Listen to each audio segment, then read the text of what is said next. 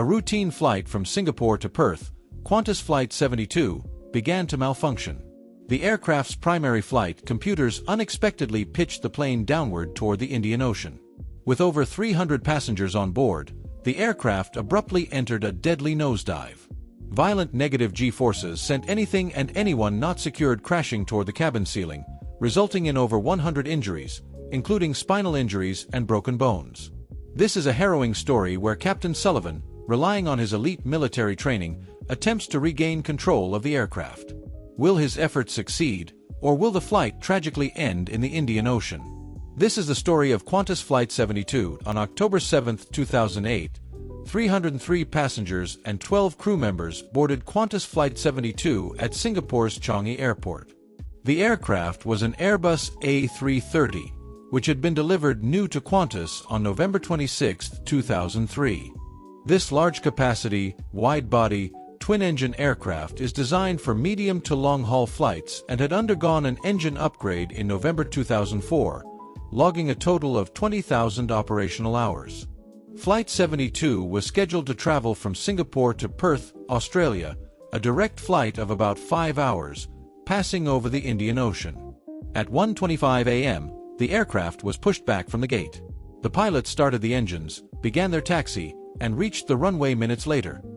The cockpit crew consisted of 3 pilots. The crew was led by Captain Kevin Sullivan, 53, a former U.S. Navy Top Gun pilot informally known within Qantas as the Magnet due to his knack for encountering bad luck, including a previous engine blow-up. Captain Sullivan, with over 13,000 flight hours, was joined by First Officer Peter Lipset, a former Royal Australian Navy helicopter pilot who had logged nearly 12,000 flight hours. Also in the cockpit was Second Officer Hales, who provided additional support for the long journey to Perth and back. After receiving clearance for takeoff, the captain pushed the thrust levers to take off thrust, initiating the takeoff roll. Just minutes after takeoff, the master caution alarm sounded. The first officer, joking, said to the captain. In response, Captain Sullivan turned on the autopilot, as he had been manually flying the aircraft until that moment. By engaging the autopilot, they could focus on diagnosing the issue. The first officer canceled the master caution, and they both turned their attention to the fault message displayed on the ECAM, which read, Air Engine Bleed 1 Fault. When an issue like an engine bleed fault occurs, the ECAM does more than just alert the pilots. It provides step-by-step instructions on how to address the issue and reconfigure the aircraft. Within minutes, the first officer successfully resolved the problem, and the flight continued as planned. However, this was just the beginning of their troubles. True to his nickname, the Magnet, the captain would experience even more challenges during this flight. While Flight 72 was cruising above the Indian Ocean at 37,000 feet, having just passed Indonesia, Captain Sullivan took a scheduled break. He moved to the crew rest area just outside the cockpit and started watching 2.5 men, unaware of the chaos that would soon unfold. During the captain's absence, the second officer oversaw the flight, and the next hour passed without any issues. At 4:33 a.m., Captain Sullivan returned to the cockpit. It was a beautiful day, and they could see the Australian coastline looming in the distance. The captain asked the second officer to switch seats, taking back his position in the left seat while the second officer headed to the restroom. Shortly after the handover, the first officer left for his scheduled rest break, leaving the captain alone in the cockpit. 40 seconds later, the second officer returned from the restroom and joined the captain at the controls. As soon as he fastened his seat belt, their horrifying journey began. Suddenly, one of the aircraft's 3 Air Data Inertial Reference Units, ADIRUs, started supplying incorrect data to the flight computer. Soon after, the autopilot disconnected, and the crew received numerous warnings and caution messages. As Captain Sullivan wrestled with the controls, he engaged the second autopilot. Seconds later, the chaos in the cockpit intensified as the master warning and master caution were joined by the simultaneous blaring of overspeed and stall warning alarms. The situation seemed impossible to the crew. The aircraft was warning them that it was flying both too fast and too slow at the same time. Amidst the warnings, None of the primary instruments provided clear information about the underlying issue, leaving the crew scrambling for answers. But the crew had barely any time to think when the following problem occurred. The airspeed and altitude readings on the captain's primary flight display began fluctuating unpredictably. This inconsistency cast doubt on the accuracy of the information displayed. To worsen the situation, the map that generally appeared on the captain's navigation display could not be shown due to a loss of heading information. Faced with multiple simultaneous issues, the crew became increasingly worried about the reliability of the aircraft's navigation and control systems. It appeared as though the flight computers had inexplicably malfunctioned. Captain Sullivan realized they were dealing with a problem known as unreliable airspeed. He disconnected the autopilot, not trusting it to safely control the aircraft without reliable speed and altitude data. Taking manual control, he tried to stabilize the aircraft at an altitude of 37,000 feet, using the side stick with his left hand and the thrust levers with his right. He relied on the standby instruments and the first officer's displays, which appeared to be functioning normally. The captain asked the second officer to call the first officer back to the flight deck to help them diagnose and manage the problems. While he was doing so, the aircraft abruptly pitched its nose down. Flight 72 was now in a deadly nosedive, a battle between the pilots and the aircraft's computers. While the pilots braced themselves, Captain Sullivan immediately applied back pressure on his side stick to counteract the pitch-down movement. However, the aircraft's flight control system did not respond to the captain's side stick inputs. He realized he was no longer in control of the aircraft, a terrifying realization. The captain neutralized the controls, hoping to regain some control over the aircraft, but this action did not alter its trajectory. They were still plunging toward the ocean. He then made minor adjustments on the side stick. This time, the aircraft responded normally, and he began to recover to the assigned altitude. The aircraft descended 690 feet in 23 seconds. One of the aircraft's 3 air data inertial reference units began malfunctioning due to a fault within its central processing unit. As a result, incorrect and intermittent data was sent to the aircraft's flight control computers. These computers, which rely on accurate data for stability, received faulty angle of attack data from the malfunctioning units. The angle of attack is critical, as it determines the aircraft's orientation against oncoming air, which is essential for maintaining lift and stability. The flight computers mistakenly believed that the aircraft was in a stall, a dangerous condition where the aircraft loses lift and could crash if not addressed quickly. The flight computers commanded the aircraft to pitch downward abruptly in response to what they perceived as an imminent stall. Due to the aircraft's flight envelope protection system, which prevents operation outside safe operational limits, the captain could not override this command. Despite attempts to issue pitch-up commands, the aircraft did not respond, significantly complicating efforts to stabilize the flight. Because of the sudden drop, the aircraft experienced a moment of weightlessness, causing anyone not secured by seat belts to be thrown against the ceiling, resulting in injuries and damage to the overhead fittings. Because the pilots were uncertain if the malfunction could recur, the second officer promptly activated the seatbelt sign to "on." Soon after, he made a public address announcement instructing all passengers and crew to return to their seats and fasten their seat belts immediately. After the aircraft returned to flight level 370, the flight crew initiated procedures to address multiple ECAM caution messages indicating various issues with the aircraft systems. Despite the overwhelming number of alerts, the pilots maintained their focus, tackling each issue methodically. The second officer focused on resolving the fault messages while Captain Sullivan continued to pilot the aircraft. After resolving several fault messages, the crew encountered the next one. The required action was to turn off Flight Control Primary Computer 3 and then turn it back on. The crew completed this action and cleared the message. However, as soon as they reset the FCPC-3, the aircraft commenced a second pitch-down movement, reaching a maximum pitch angle of approximately 3.5 degrees nose down. The captain acted swiftly, applying back pressure on his side stick to counteract the pitch-down movement. However, his initial action yielded no response, similar to the first event. As the aircraft descended, his fighter pilot instincts kicked in. It was the second time he looked toward the Indian Ocean while gripping the unresponsive side stick, wondering, is this where it ends today?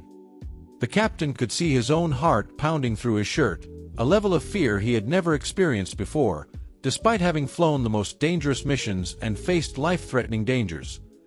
After a nearly 400-foot drop over 16 seconds, the aircraft began to respond. Captain Sullivan delicately pulled the nose up, aware that abrupt movements could lead to severe injuries among the passengers. The captain's input on the side stick was very gentle and calculated. As the captain guided the aircraft back to its cruising altitude of 37,000 feet, the second officer reported a Prim 3 fault once again. However, this time, the captain instructed him not to touch IT the same time. The captain noticed a concerning issue: the trim wheel wasn't functioning. They suspected the flight control system had switched to direct law, where all standard protections, such as angle of attack, overspeed, and bank angle protection, are absent. The pilots now had to manually trim the aircraft. The Airbus A330 incorporates a trimmable horizontal stabilizer, a specific movable section of the horizontal stabilizer that can be tilted up or down to adjust the aircraft's pitch. The trimmable horizontal stabilizer changes the pitch attitude without continuous pilot input, significantly reducing pilot workload and aiding in maintaining a steady flight path. Fortunately, the aircraft continued to function normally, even without auto-trim. The captain disconnected the autothrust to minimize potential issues caused by the erroneous air data affecting the electronic engine control units. He then flew the aircraft manually, without an autopilot or autothrust, relying solely on the standby instruments for the remainder of the flight, a $250 million aircraft reduced to the simplicity of a Cessna. Despite managing to keep the aircraft airborne, the master warning was firing off like a revolver, accompanied by constant ECAM messages. When a message appears on the ECAM, the pilots have time to act on it. However, these messages were fleeting, appearing and disappearing amid constant stall and overspeed warnings. These unrelenting oral alerts, which could not be silenced, significantly distracted them. Eventually, they turned into background noise, raising another concern: what if they missed a crucial warning?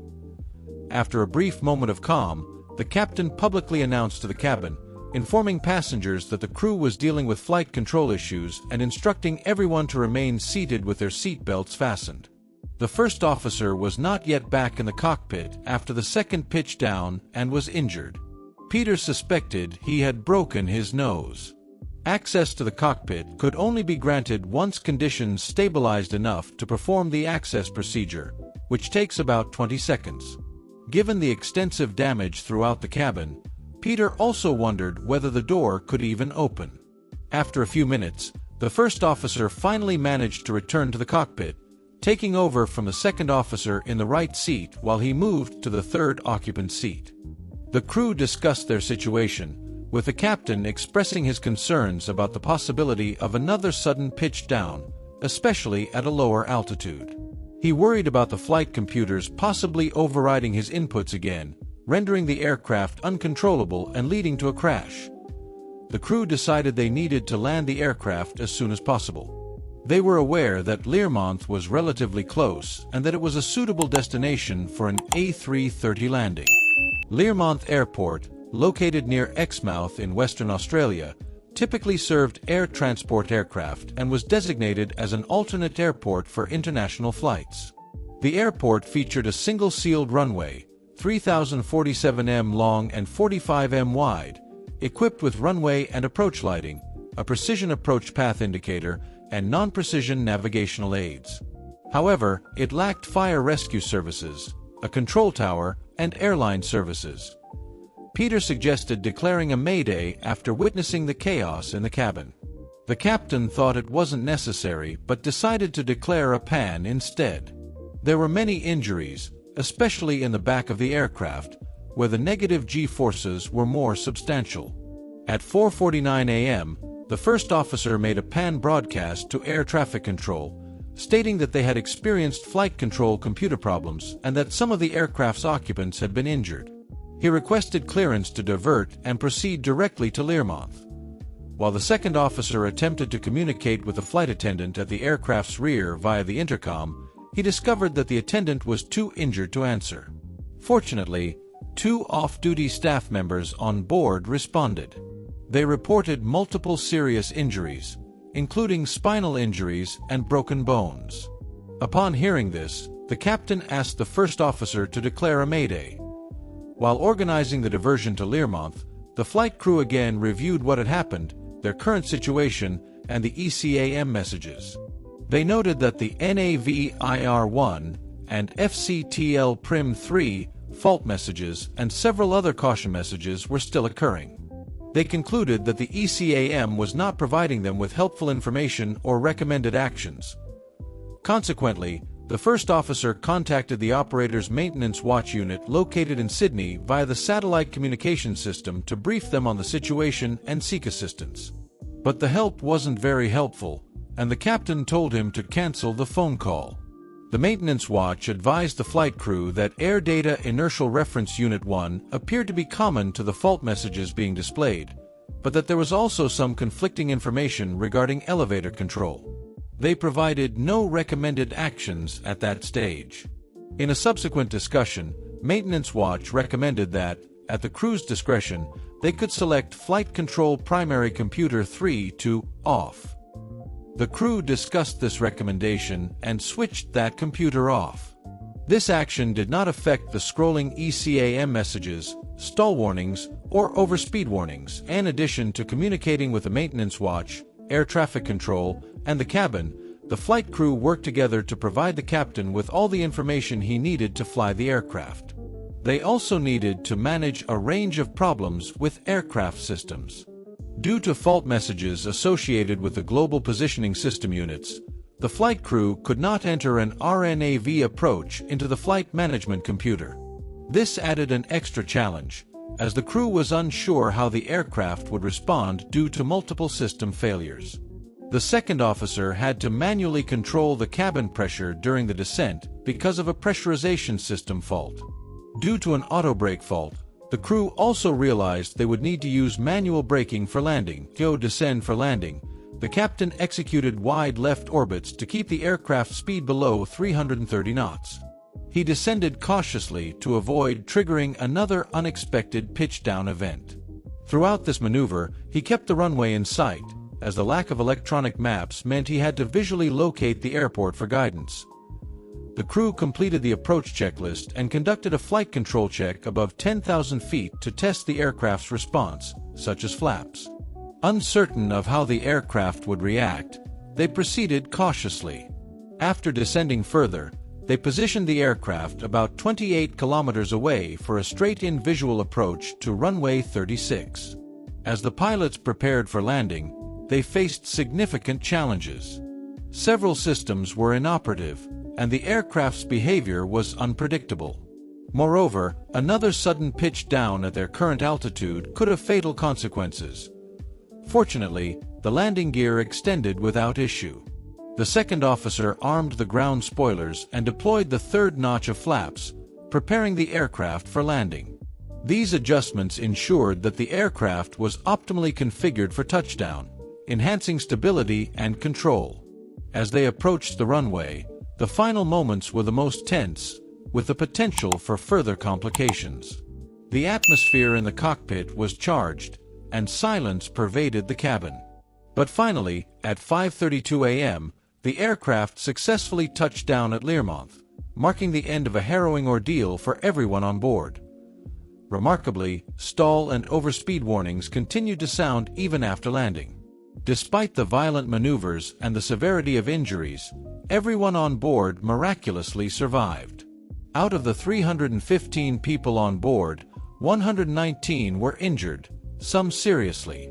In the hours that followed, the most severely injured passengers were airlifted to hospitals in Perth for urgent medical care. The pilot's ability to safely land the aircraft under such harrowing circumstances is truly commendable and prevented a potentially catastrophic disaster. However, the ordeal took a toll on the captain. Captain Sullivan documented his experience in a book, providing insight into the challenges faced during the flight and the crew's heroic efforts, especially the moment after landing when he walked through his aircraft to inspect the damage. He calls it the walk that changed his life. Ultimately, Sullivan made the difficult decision to retire from flying, influenced by the profound impact of the incident on his life and career. The impact of the incident was also significant for passengers and other crew members, even to this day.